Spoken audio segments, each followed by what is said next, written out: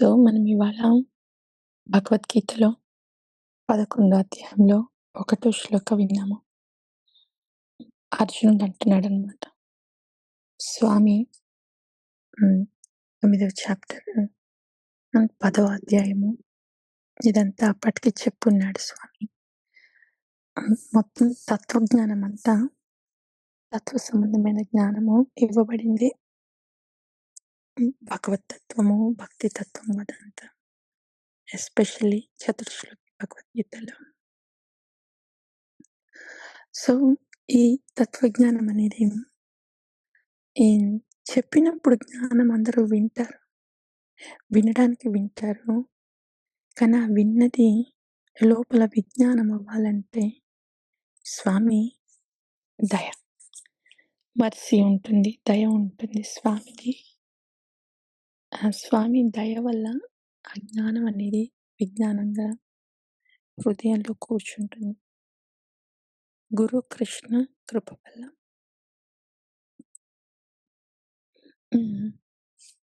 ఎప్పుడైతే మనం శరణాగత భావంతో ఉంటాం, శరణాగత భావంతో వింటామో, ఆ వినేది, ఆ జ్ఞానం అనేది లోపల విజ్ఞానమై కూర్చుంటుంది. సో అది విన్నామన్నమాట. ఆ తర్వాత గురువాష్టకం విన్నాము. సాధు గురువు ఒక మేఘం లాంటివారు. ఆ మేఘము మనకి వర్షాన్ని ఇస్తుంది. ఆ రకంగా సాధు గురువు మనకి కృష్ణాన్ని ఇస్తారు, భగవంతుడిని ఇస్తారు. సో సాధు గురు సదా భగవంతుడి సేవలో నిమగ్నమై ఉంటారు. ప్రీతి సేవలో. నామంలో ఉన్న భగవంతుడు, శ్రీ విగ్రహంలో ఉన్న భగవంతుడు, అందరి హృదయాల్లో ఉన్న భగవంతుడి ప్రీతి సేవలో నిమగ్నమై ఉంటారు సాధు గురు. అండ్ ప్రతి క్షణము భక్తి రస ఆస్వాదనలో ఉంటారు.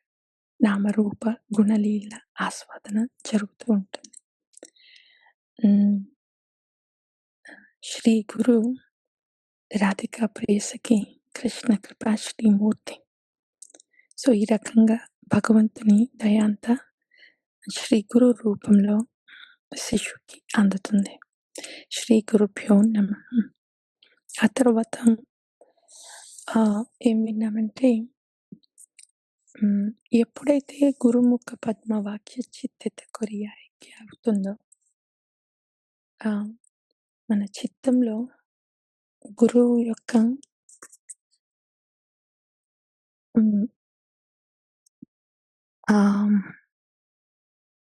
గురువు ద్వారా విన్న వాణి ఏదైతే మనకి చిత్తంలో వచ్చి కూర్చుంటుందో, ఎప్పుడైతే జీవుడి దయ గురువు వాణి నా చిత్తంలో కూర్చోవాలి, అది నన్ను అవగతం చేయించి, ఆలోచింపచేయించి ఆచరణలోకి పెట్టాలి అని ఎప్పుడైతే ఆ భావన ఉంటుందో శిష్యుల్లో, అప్పుడు జ్ఞానం అనేది విజ్ఞానంగా మారుతుంది దయ వల్ల. సో అది గురువందనలో విన్నాము. అండ్ దెన్ వైష్ణవ ప్రణతి చేశాము. దెన్ తులసీదేవి ప్రణతి చేశాము. బృందావనంలోకి అడుగడం అంటే అంతరంగికమైన, ఆధ్యాత్మికమైన బృందావనంలో అడుగు పెట్టడం. ఇది ఉట్టి జ్ఞానంతో అయ్యే పని కాదు. విజ్ఞానం మనల్ని మనం విజ్ఞానం అనేది నడిపిస్తున్నప్పుడు గురుముఖ పద్మవాక్య చిత్తిత కొరియ ఐక్య అట్లా జరిగి మనల్ని విజ్ఞానం అనేది భక్తిలో నడిపిస్తున్నప్పుడు ఇట్లా అంతరంగికమైన ఆధ్యాత్మిక బృందావనంలోకి మనకి ప్రవేశం అనేది ఉంటుంది. సో దెన్ శ్రీ శిక్షాష్టకంలో వినడానికి వింటున్నాము. శ్రీ శిక్షాష్టకం జ్ఞానం లభిస్తుంది, కానీ ఈ శ్రీ శిక్షాష్టకము ఆహ్, మనకు విజ్ఞానంతో అర్థం కావాలి అంటే దానికి దయతో జరుగుతుంది. హ్మ్. గురువు గౌరంగల దయ ఉన్నప్పుడు శ్రీ శిక్షాష్టకం వినడమే కాదు, మనకి ఆహ్, విన్నది అర్థమవ్వడమే కాదు, అనుభూతిలోకి కూడా వస్తుంది. హ్మ్. సో, శ్రీ శిక్షాష్టకం చైతన్య మహాప్రభు నామం గురించి చెప్పబడిందనమాట. భక్తి అంటే నామం, నామం అంటే భక్తి. ఎందుకట్లా? భక్తంటే సేవ కూడా ఉంటుంది కదా! ఉట్టి నామమే కాదు. భక్తంటే కదా ఉంటుంది కదా! ఉట్టి నామమే కాదు. భక్తంటే భజన క్రియ. అంటే భగవత్ సంబంధమైన నామం వినడము, ఆహ్, కథ వినడము, అండ్ దెన్ నామం తీసుకొని భగవత్ సేవలో ఉండడం. ఇదంతా కదా భక్తి. అదంతా కరెక్టే. అంతా భక్తే. హ్మ్. భగవత్ సేవ అనేది మనల్ని ఆ సేవంతా పునీతం చేసి నామ నిష్ట వరకు తీసుకొని రావడానికనమాట భగవత్ సేవ అనేది. అట్లా నామ నిష్ట ఏర్పడుతుంటే దెన్ సవ్స్ ఆ నామంలో ఉన్న రూప, గుణ, లీలలు ప్రకటితమవుతాయి. అట్లా నామంలో ఉన్నయి ప్రకటితమవ్వాలి అంటే ఆహ్, ఆహ్, నామం చేసేటప్పుడు, జప చేసేటప్పుడు మనసు నామం పట్ల ఫస్ట్ కుదుటగా ఉండాలి. ఆ కుదుటగా ఉన్న మనసు నామం పట్ల ఆకర్షితమయ్యి హ్మ్. నామంలో ఉన్న ఆహ్, రూప, గుణ, లీలల అనుభూతి చెందాలి. ఇదంతా ఎట్లా జరుగుతుంది? ముందు నామం పట్ల మనసు ఉన్నప్పుడు కదా! అందుకనే భక్తిలో నాది ఎంత నామం పట్ల మనసు ఉంది అనేది గ్రహించుకోవాలి. మొదట్లో కష్టంగానే ఉంటుంది. మనసు అటు ఇటు పోతుంది. దానికి దిగాలు చెందాల్సిందేం లేదు. అటువంటప్పుడు సేవ చాలా అక్కరకొస్తుంది మనకి.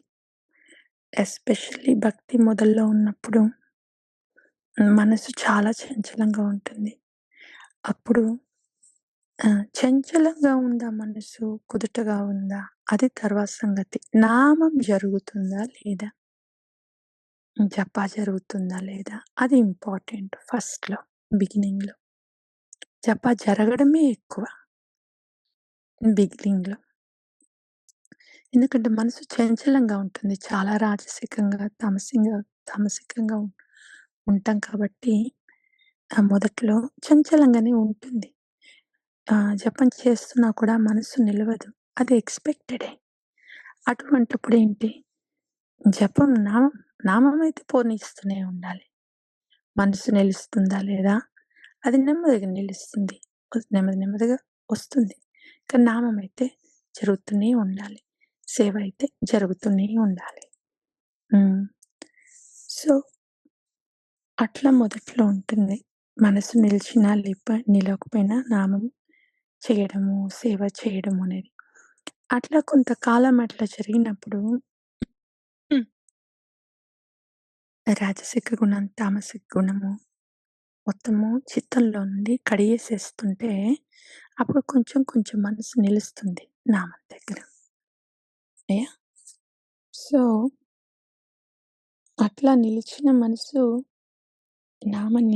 నిష్టగా నిలవడం అన్నమాట. బయట ఏం జరుగుతున్నా ఆహ్, నిష్టగా నామం నిలవడం అంటే, మన మెదడులో ఇంకేది, ఇంకేది ఉండదు. నామం నిశ్చలంగా కూర్చొనుంటుంది. స్వామి నిశ్చలంగా కూర్చున్నట్లా ఉంటాడు. నామనిష్ట ఉంటుంది. హ్మ్. సో, అదంతా అట్లా నిష్ట ఉన్న తర్వాతే రూపగుణ లీలలు. దాంట్లో ప్రకటితమయితావు కాబట్టి, ఈ భక్తిలో కథ అయినా, సేవ అయినా కూడా ఎందుకు అంటే, మన నామం దగ్గర తీసుకొచ్చి నిష్టగా కూర్చోపెట్టడానికి. హ్మ్. ఆ దిశలోకెళ్తుందా చూసుకోవాలి. అగైన్ మొదట్లో చంచలంగానే ఉంటుంది భక్తి. సో, నడిస్తేనే ఎక్కువ. జపం చేస్తేనే ఎక్కువ. సేవ చేస్తేనే ఎక్కువ. సో, చేయడమే.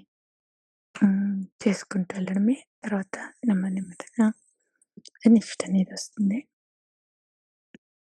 సో, ఆహ్, ఈ శ్రీ శిక్షాష్టకంలో గౌరంగ మహాప్రభు చెప్తున్నాడు. ఈ రకంగా జపం చేసుకోవాలి. ఆహ్, స్వామి నువ్విక్కడ నామంలోనే ఉన్నావు. నీ పట్ల నాకు అనురాగము ఇవ్వు. హరే కృష్ణ, హరే కృష్ణ, కృష్ణ కృష్ణ హరే హరే, హరే రామ, హరే రామ, రామ రామ హరే హరే. ఆ! నీ నువ్విక్కడే ఉన్నావు. నీ నామాన్ని నేను ప్రీతితో సేవించుకునేలాగా చూడవా అని దృక్పథంతో ఆహ్, నామం తీసుకుంటూ ఉంటే, ఆ దృక్పథము మనసులో బాగా నిండిపోతున్నప్పుడు, అదే అట్లాగే కూర్చున్నప్పుడు జ్ఞానం విజ్ఞానం అయిపోతుంది. అప్పుడు నామ సంబంధితమైన జ్ఞానమంతా కూడా అనుభూతిలోకొస్తుంది. ఆ!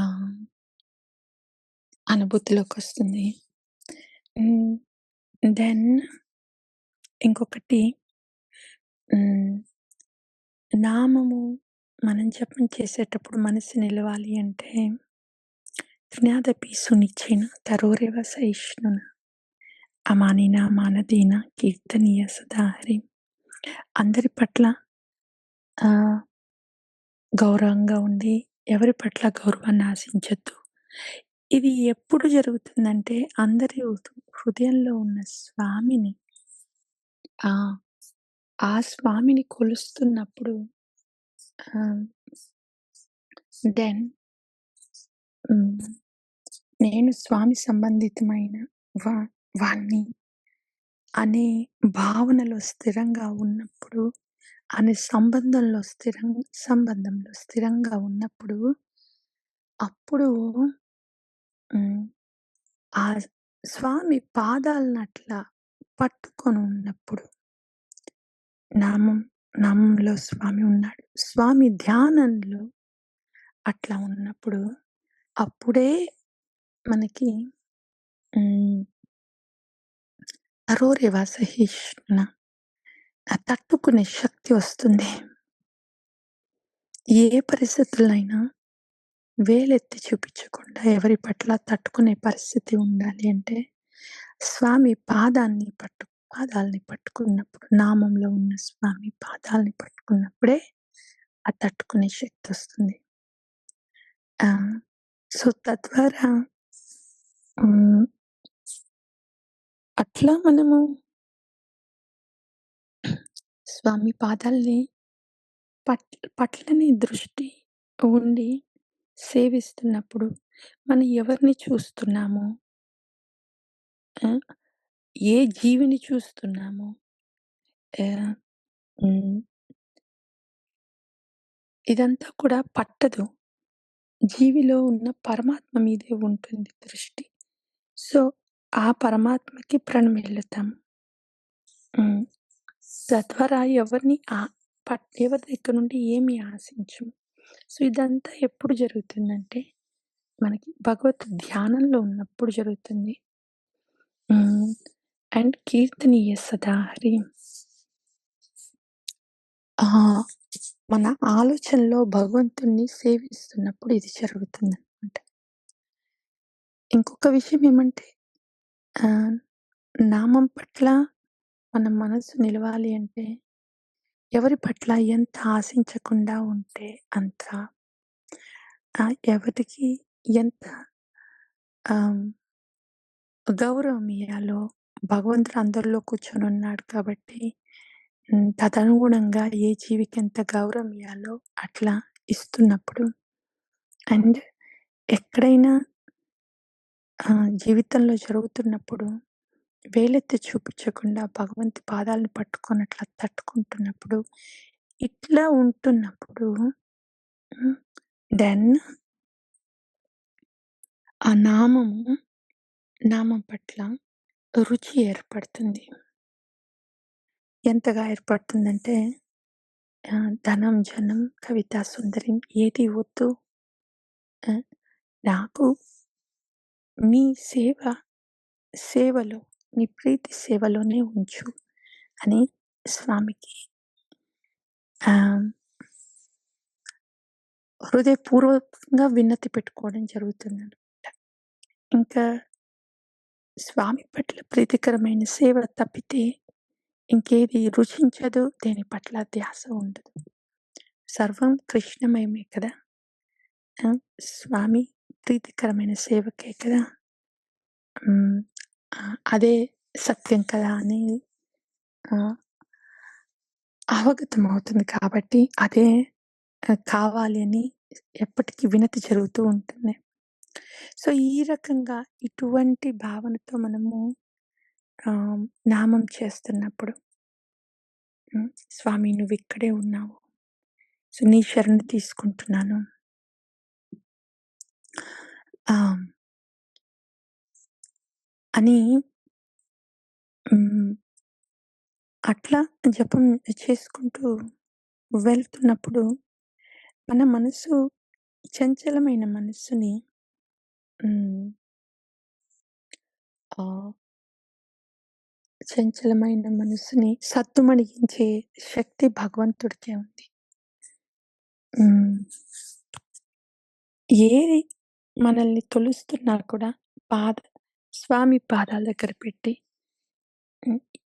ఇది నాకేది మంచో నీకు తెలుసు. సో, దానికి తదనుగుణంగా నువ్వు చెయ్యి. నేను చేయాల్సిందల్లా నిన్ను స్మరించుకుంటూ, నా ముందు నువ్వేం పెట్టావో అది చేసుకుంటూ పోవడమే. నాకేం చేయాలనేది మాత్రం నువ్వే చూసుకో. నీకే తెలుసు అనే దృక్పథం ఉన్నప్పుడు హ్మ్. నామం మీద ధ్యాస ఉంటుంది.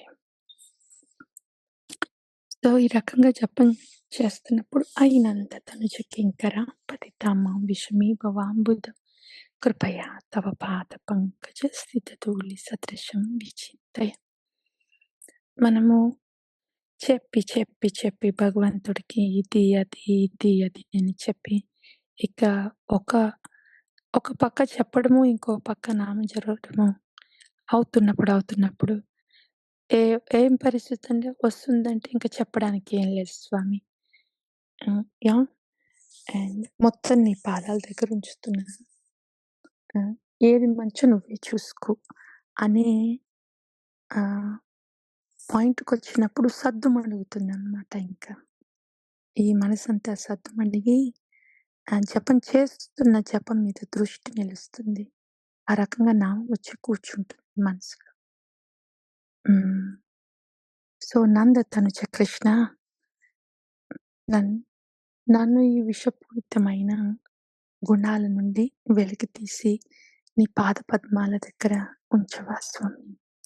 హరే కృష్ణ, హరే కృష్ణ, కృష్ణ కృష్ణ హరే హరే, హరే రామ, హరే రామ, రామ రామ హరే హరే. హుహు. యాహ్! ఎప్పుడైతే లోపల, బయట స్వామి కొలువున్నప్పుడు, నామమే కొలువున్నప్పుడు దెన్ ఇది ఆధ్యాత్మికమైంది, ఇది భౌతికమైంది అంటూ ఇంకేమీ ఉండదు. ఒక పరమ సత్యమే నిలుస్తుంది.